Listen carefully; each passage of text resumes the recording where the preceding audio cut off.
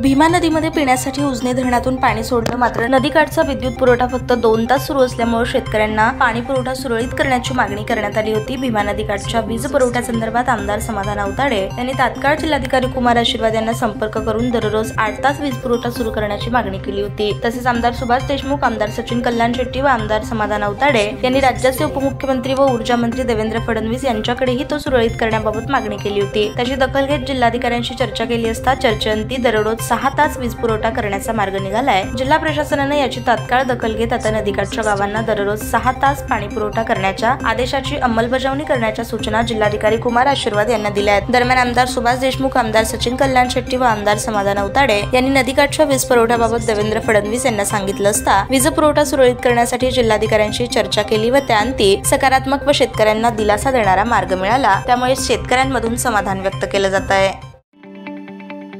ताज्या बातम्या पाहण्यासाठी प्राईम महाराष्ट्र न्यूज चॅनलला सबस्क्राईब करा।